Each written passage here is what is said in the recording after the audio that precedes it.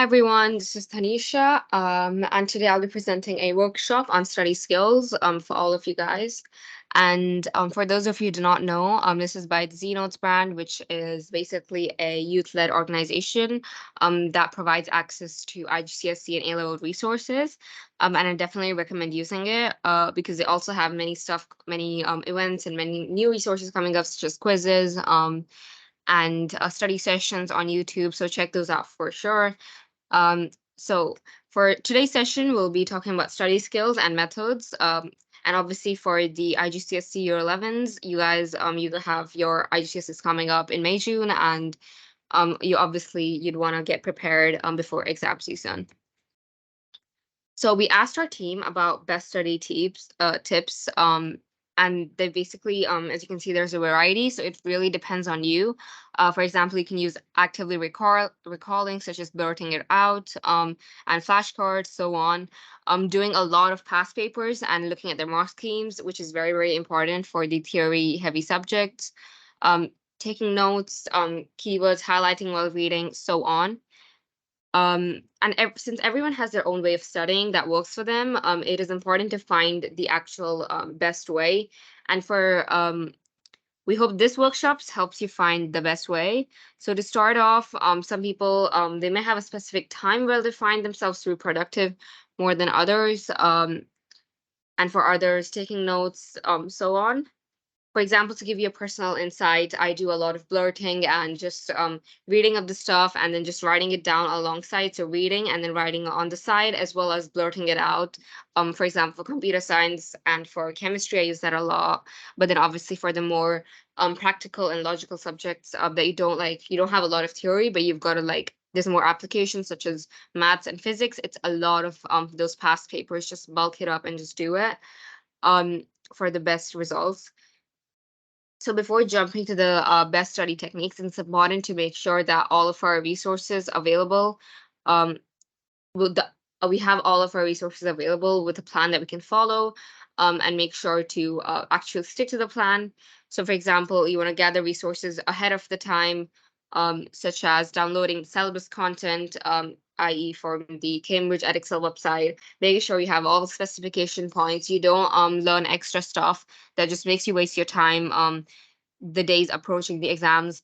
And from then on, you can make a topical checklist of all the topics you need to cover, which will then help you stay on top of the matter. After the resources are gathered, it's important to have an effective study plan, which you can utilize. So while most people jump into studying past papers straight away, it is more important to actually know the content thoroughly, because every year the examiner changes their pattern. So although doing past papers is very, very important, make sure you know the content thoroughly, and you can review it over and over again while also doing the past papers. It's important to not get burnt out though. That can have a very, very negative impact in the exam days, because you're gonna be so stressed and burnt out that your mind may not focus, and yeah, that can cause a major issue. So so here, as I said before, you can download your syllabi, create a topical checklist, and then build a study plan. So past paper, plan of attack. Okay, this is very important. You don't need to do every single paper from, let's say, 2010 or whatever. Just start backwards from the latest past papers and do reasonably as many as you think you need for practice and revision, and to be able to get the target grade you want. That's the important part. And have a realistic revision plan. So work backwards from the exam day instead of leaving everything to the last minute, which can create a very, very big panic situation. You may just procrastinate and then end up having the whole content left the day before the exam, which is very, very relatable. Okay, so for example, you may want to so these example of timetables which may work for you. So figure out if you work best on weekdays, weekends, if you work best early hours, late hours, etc. Okay, then the last thing is that's obviously very important is actually revising a month before the exams at least. So most of you are familiar with the Pomodoro method. If not, it's basically you do you study for a certain amount of time, for example, 20 or 25 minutes, then you take a break of 5 minutes. Because long study sessions without study breaks are harmful to your health because you can burn yourself out, you can stress over stuff, and you just need that sort of relief from studying. And it's important to not because again, long study sessions may be harmful to your health and not sustainable in the long term. So again, important to take breaks. Another technique that you can use is actively reading and actively recalling.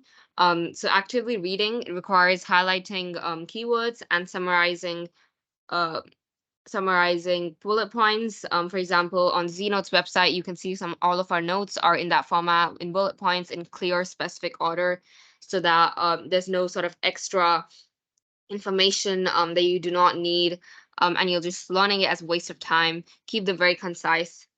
Actively recording, on the other hand, requires a method using called blurting, which I personally find very, very useful, where you just read through all the notes and write, and then you remove all of those and you write all of the information on a black piece of paper. So you can see where where you have gaps in your knowledge, and then so the other method, reverse your learning. So this is basically by working and solving through the tough exams. For example, you may get stuck on a tough question. So you work through backwards on your notes to see what approach another student would use or the examiner would use. Um, and on that note, actually, another effective way to effectively revise is to learn from each other. So through classmates or friends or teachers, reach out to them, maybe plan study groups, and ask others questions, people who know who get higher grades than you, so on. We also have a ZNotes server, which is actually very, very helpful. Um, for IGCSE doubts. We have study sessions going on there for a lot of subjects such as maths, chemistry, physics, bio, computer science, economics, so on. So do consider joining for that. And here we have separate channels for each subject as well as the study sessions which I mentioned according to the exam seasons. And you can also help out a fellow student in need. As the more times you practice the theory and you explain it, it's more likely you remember it. So it's also beneficial in that way. Um, And on the note of study sessions, you could also try a different medium. So different methods work for different students. For example, you could join or create your own study sessions, where you can find topical breakdown videos, past paper walkthroughs that can help you understand the subject more and what the subjects require. These are also all on our website and on YouTube. So I hope all these resources mentioned in the workshop help you guys study better. And thank you for taking the time out to attend this workshop. And I hope you guys learned something good. Thank you.